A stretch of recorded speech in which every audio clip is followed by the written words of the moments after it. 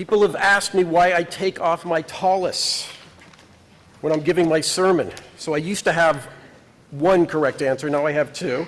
The first correct answer is that I'm tired of futzing with it and trying to keep it on my shoulders.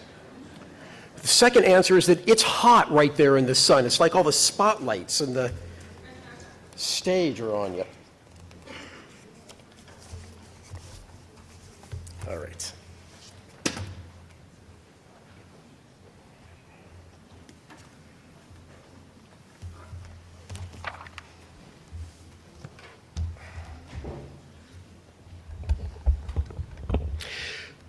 It's a long sermon, so if anybody needs to grab something to eat, I honestly am reminding people that if they are feeling faint and they need to hydrate in the Orleans, there is an emergency rescue station. So do not overstrain yourselves. I make a distinction between politics and partisan politics. I define politics as public-facing values, and partisan politics as Democratic and Republican policies. I always talk about politics because Judaism has what to say about values. I rarely talk about partisan politics for several reasons. Among them is that I'm not a policy expert. I'm up here as a rabbi because I've sat at the feet of our sages, our masters of values, and listened and learned. But today, I'm diving right into the sea of partisan politics, which I've always reserved the right to do when I believe our people are threatened. What I will tell you at the outset is that I will be bipartisan, which means I will criticize members of both parties.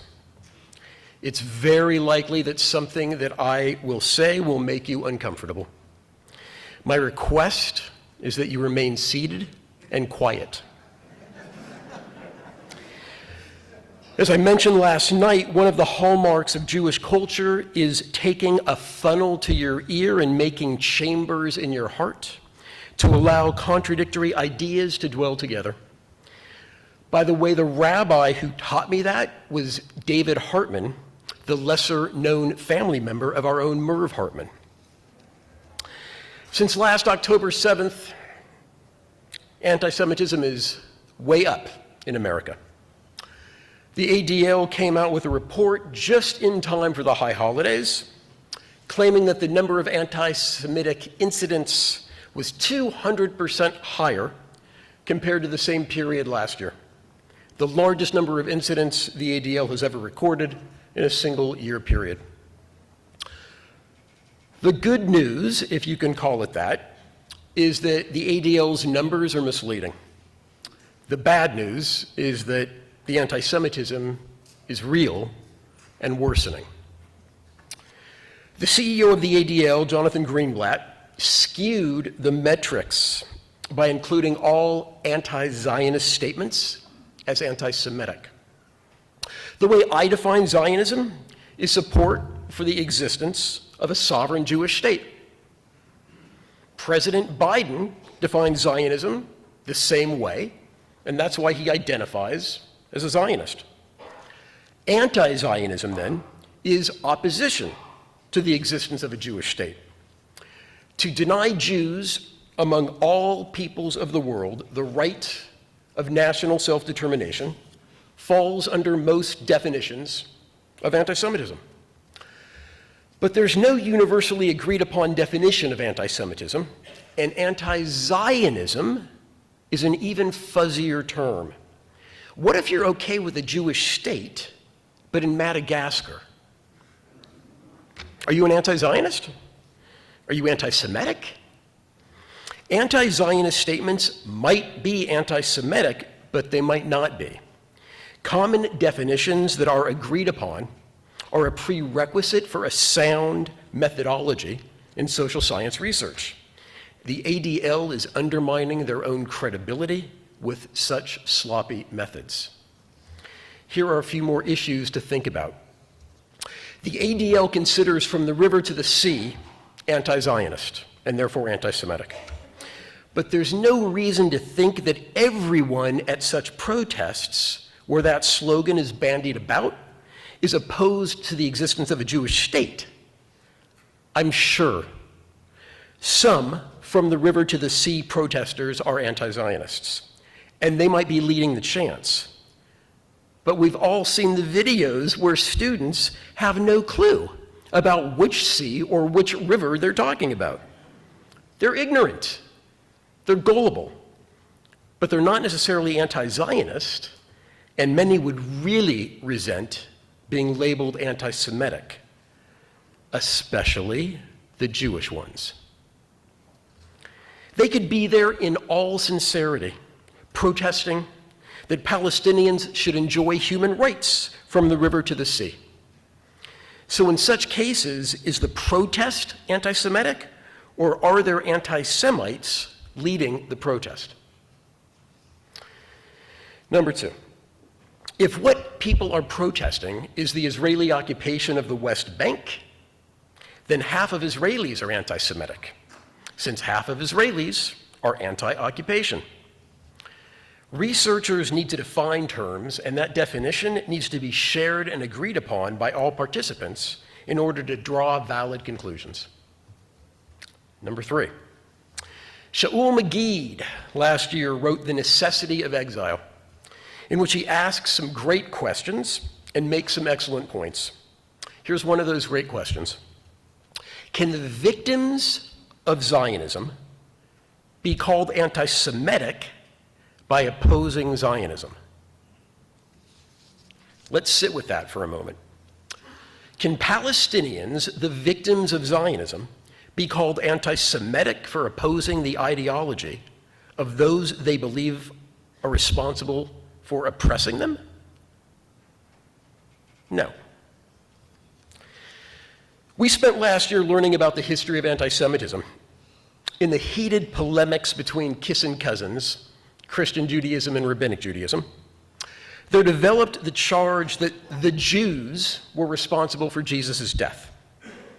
Once Jesus became identified with God, the charge of homicide turns to deicide, killing God. And who would kill God except the devil? The foundations of Christian anti-Semitism, the foundation, is theological. Jews rejected the claim that Jesus is more divine than any other Jew, and Christians held that Jews were God killers. With Islam, Jews didn't accept Muhammad as a prophet, but both religions are monotheistic.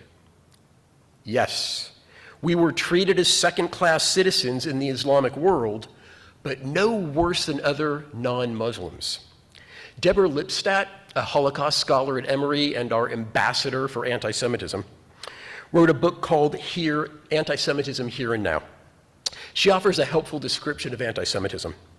For anti-Semites, Jews are not an enemy, but the ultimate enemy. Islam has not historically been anti-Semitic the way Christianity has. Islamic anti-Semitism is a reaction to political Zionism. Let me say that again. Islamic anti-Semitism is a reaction to political Zionism. As I said last night, the problem with Israel is not that it's Jewish. The problem is that it's not Muslim. Yes, Arabs appropriated the bullet points of Christian anti-Semitism once they were exposed to them by European colonizers. But the foundation of Islamic anti-Semitism is what we would call political, even though it's rolled into the theology of certain Islamist groups. Therefore, we should be more precise in our objections to ideologies like Hamas, Hezbollah, Islamic Jihad, ISIS, Iran. Their anti-Semitism does not come from a hatred of Jews in particular. It's not anti-Semitic, it comes from Islamic supremacism. That's what it is, and that's what we should call it. In my Rosh Hashanah sermon, I praised Rebbe Klein's smarts and spine for rejecting the language of the chosen people in the Aleinu. You can interpret it differently, but the concept of the chosen people is Jewish supremacism. I'm so insistent about getting rid of it because I don't want to be hypocritical. We need to weed out Jewish supremacism wherever it is. The Second Vatican Council got rid of Catholic supremacism in 1965. We heard about that last year from Professor Philip Cunningham of St. Joseph's University. We Jews need to be as explicit that we reject the concept. And we need to disempower those Israeli leaders like Smotrich and Ben-Gvir, who are Jewish supremacists and want to further entrench that racist ideology into Israeli laws and society. Then and only then, when we call out Islamic supremacism, will it not be hypocritical. In addition to education, that Jewish panacea that never quite lives up to its promise, forming alliances with non-Jewish groups is crucial to combat anti-Semitism. We share values with other groups, both religious and secular, and it makes sense to pool our resources, combine our energies, and develop personal relationships that will foster an atmosphere in which anti-Semitism finds no home. That was part of my motivation for inviting our neighbors, the folks at St. Paul's, to collaborate on a Freedom Seder. But what we've seen in the past 8 years is that Jews have been excluded from many left-wing progressive spaces unless they're willing to renounce, or at least hide, their Zionism. At some colleges, including ones that I have taught at, you can't walk across campus unless you renounce Zionism. UCLA has been hauled into federal court over the issue. When I taught about anti-Semitism in the Third Reich last year, we learned about the exclusion of Jews from civil society in Germany throughout the 1930s. Historians call it social death, which was the prerequisite to physical death. We are not there, thank God, but as they say in German, beware the beginnings. This is how social death is defined by a leading Holocaust historian. Formal and informal measures combined to isolate Jews in ways that were both brutally public and intensely personal. That resonates. I spent the summer trying to understand how we've gotten to this point where many progressives feel justified in excluding Jews from their ranks. I've already mentioned a few of the books that I've read, and here are four more titles. Woke Racism, How a New Religion Has Betrayed Black America. Woke Anti-Semitism, How a Progressive Ideology Harms Jews. The author of which, David Bernstein, will be coming to AJ to speak in February. Susan Neiman's Left is Not Woke. And then the fourth book is Asleep. It doesn't have wake or woke in its title. Written by Yasha Monk, The Identity Trap, which is the best of the books. That's the one I would recommend, The Identity Trap. So here's what I took away. We American Jews, with some exceptions, present as white. Look around. That means that we enjoy white privilege, which is a real thing. White privilege is the advantage that white-presenting people have in a country where there still exists the residue of the systemic racism and white supremacism that plagued our country until not so long ago. And since that systemic racism didn't end until not so long ago, there's plenty of residue. In America, Jews are relatively educated and relatively well off, both of which privilege us over the uneducated and poor.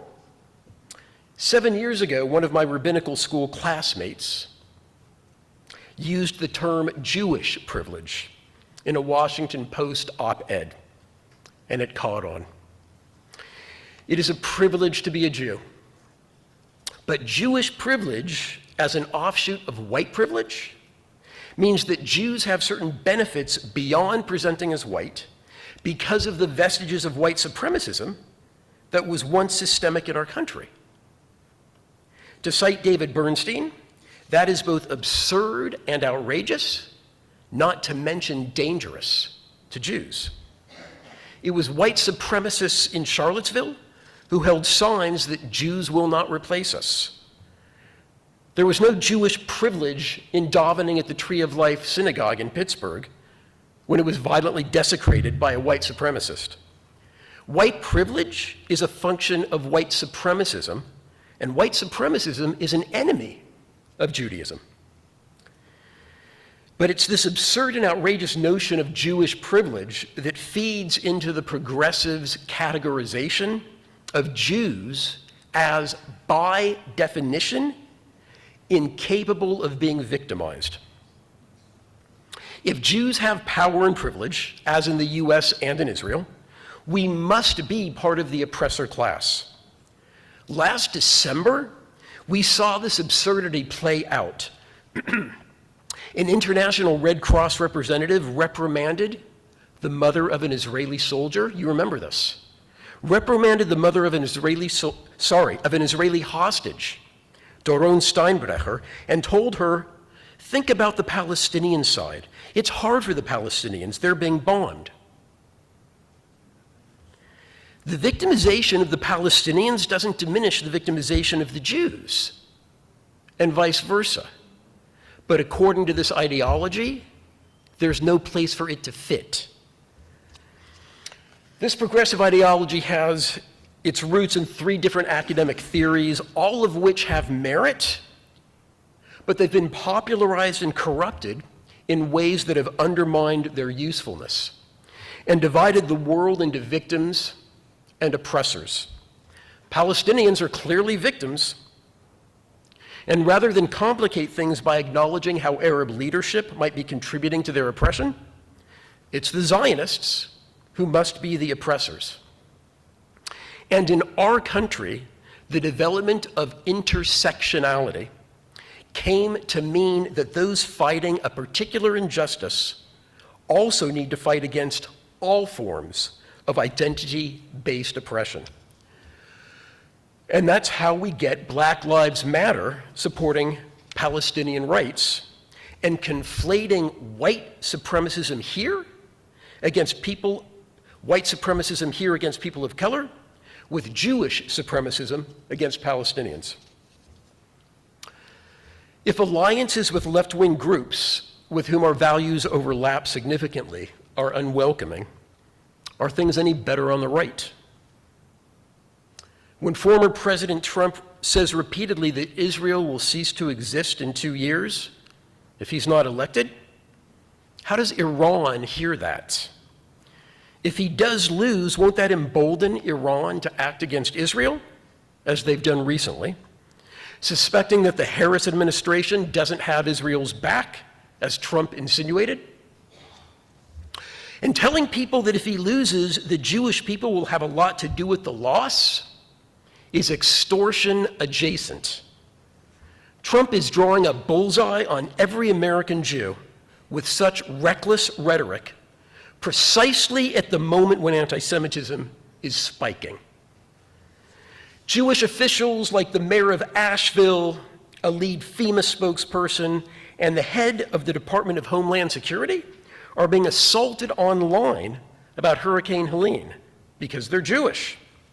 Marjorie Taylor Greene continues to credit us with incredible superpowers, although we can't seem to even regulate the temperature in our own sanctuary.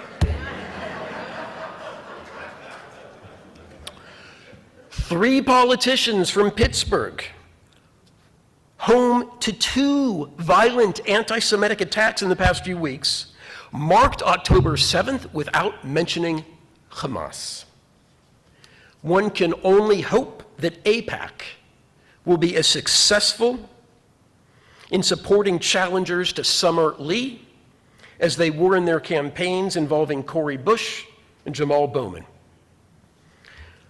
I said I would be bipartisan. Clowns to the left of me, jokers to the right. Here we are stuck in the middle together. We can critique the ADL's methodology and still be alarmed at the rise of anti-Semitism. The number, the size, the ferocity of the protests and the encampments have been shocking. The vitriol on social media has been overwhelming. Our kids are shaken. We are shaken. But there are wonderful things happening too. Gentiles buying and hanging mezuzot in solidarity with Jews. Folks on the left seeing for the first time that anti-Semitism really does exist within their ranks. Giving John Fetterman and Richie Torres an opportunity to stand up and stand out. And we can even reframe the encampments and the protests. The images coming out of Gaza and Lebanon are truly horrific and heartrending. There are tens of thousands of hapless victims. Israel is the actor with its finger on the trigger. That means Israel is the direct cause. Not the root cause, but the direct cause. People want the bloodletting to stop, and so they want Israel to cease fire. The logic is not sound, but neither is it anti-Semitic. Like Sam Cooke, American kids don't know much about history or geography. And the Jewish community is not exempt. We've done a better job teaching our kids Jewish values than Jewish history. So let's reframe the protests. Our kids' commitment to social justice would make Isaiah and Amos proud. I want to point out to everyone that the protests that have engulfed cities and campuses in this country and around the world are exactly what we would have prayed to happen in 1935, after the Nuremberg laws, in 1938, after Kristallnacht, in 1939, after the Russian invasion of Poland, and in 1940, after the creation of the Lodz and Warsaw ghettos. And I'll stop there. Disrupting genocide is a mitzvah, and it's righteous, and it's deeply Jewish. Let's sit with that for a moment. Disrupting genocide is a mitzvah, and it's righteous, and it's deeply Jewish. That's what many or most of these kids believe in their heart of hearts that they're doing. After acknowledging that, it's time to teach history and geography. That's what we're doing, by the way, in adult education at AJ, devoting this year to the history of the land of Israel and the Jewish people. That's also what we're doing for Kikar, our teen education program. Assuming we get a few more students, please send us teens. History can be taught, values must be lived. The folks who are not opposed to Israel's existence, the people who are not anti-Semitic, we can appreciate their values even if we find them misguided, and even though we were not the recipients of such concern during the Shoah. I said last night, and I'll spell it out now, there is what to protest about Israeli actions and policies. As a matter of fact, on October 5th, 2023, we had Israelis in our AJ Sukkah explaining the threat to Israeli democracy that the government's proposals for judicial reform posed. In a democracy, majority rule can become a tyranny of the majority unless the courts have the right, the ability, to protect the rights of all citizens. That's judicial review. We have it, Israel has it, and the current Netanyahu coalition wants to get rid of it in a legislative coup against the judiciary. Hundreds of thousands of Israelis, left and right, were out protesting in the streets every Saturday night for months and months before October 7th against the legislative coup. We too must protest. In February of last year, 2 Israelis were murdered in the West Bank by Palestinians. And in retaliation, there was a Jewish rampage against the entire city of Huwara. 1 person was killed, 4 seriously injured, another 100 moderately injured. Then the Jewish settlers set the entire town ablaze. There were 2 Israeli responses. General Yehuda Fuchs, head of the IDF Central Command, called the settlers' actions a pogrom and was deeply ashamed. Finance Minister Bezalel Smotrich said Huwara should be erased. Smotrich is a Jewish supremacist whose presence in the government is a stain. We must protest. This week, 138 Israeli soldiers signed on to a letter to Prime Minister Netanyahu threatening to lay down their arms if his government does not advance a hostage deal. That's their protest so far.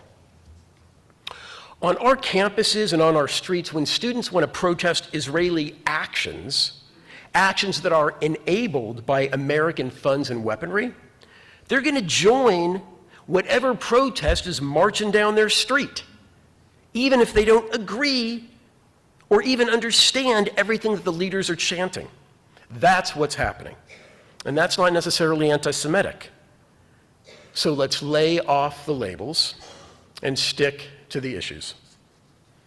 They scream, stop the genocide. Disrupting genocide is a mitzvah. This isn't genocide. The accusation is an example of what scholars call genocide inversion, turning the victims into perpetrators. Hamas is genocidal.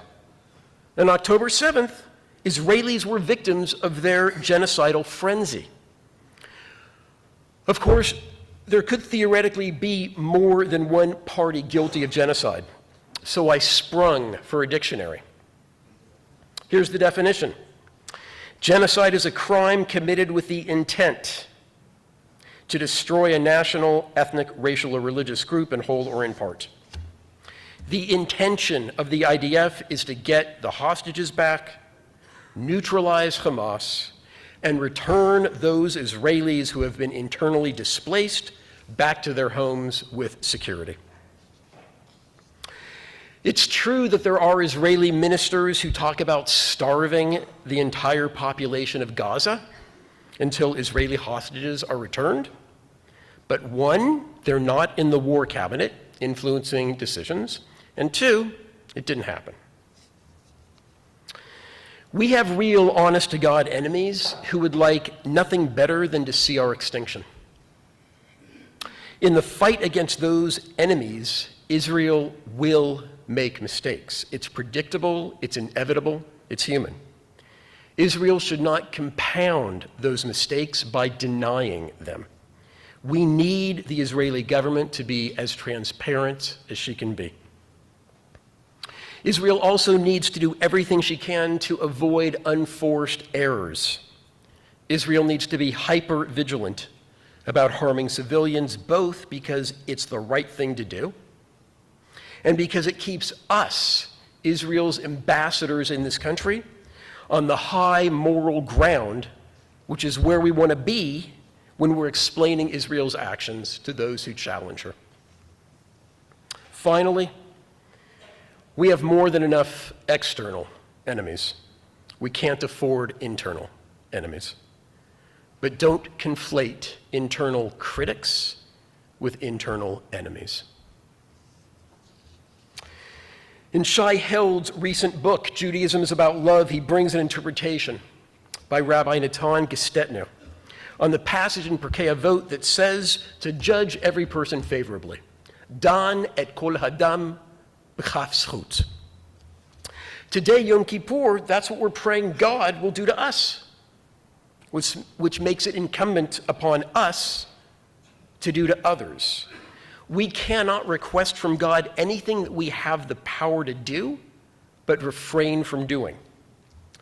Rabbi Gestetner notes that kol hadam can mean every person, judge every person favorably, but it can also mean all the person, Kol ha'adam, the entirety of the person. Here's Shai held. Rabbi Gestetner suggests that we expand our vision to include more of the person who has wounded us. Don't judge only on the basis of this specific action they took, he advises, but instead look at their broader life story and situation.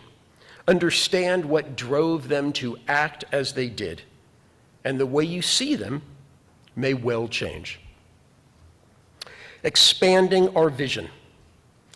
That's what Moshe Dayan did by looking over the fence at the refugee camps in Gaza. It's yet another metaphor to make our ears funnels and our hearts to have many chambers. Let's conclude this Yom Kippur with the words of our teacher, Rabbi David Hartman, who made that metaphor into his mantra. This is Rabbi Hartman. Become a person in whom different opinions can reside together in the very depths of your soul. Become a religious person who can live with ambiguity, who can feel religious conviction and passion without the need for simplicity and absolute certainty. This, then, is the distinctive legacy of the Talmudic interpretive tradition, an understanding of the revelation in which God loves you when you discover ambiguity in God's word. God loves you for finding 49 ways to make this pure and 49 ways to make the same thing impure. The religious personality this system, Judaism, tries to produce is able to interpret situations in multiple ways and to offer cogent arguments for opposite positions and points of view. This orientation reflects a particular kind of religious humility. May this new year bring us the blessings of health and happiness, love and new life, humility and many chambered hearts, and the blessing of peace in which to contain them all. Gemar Chatima Tova.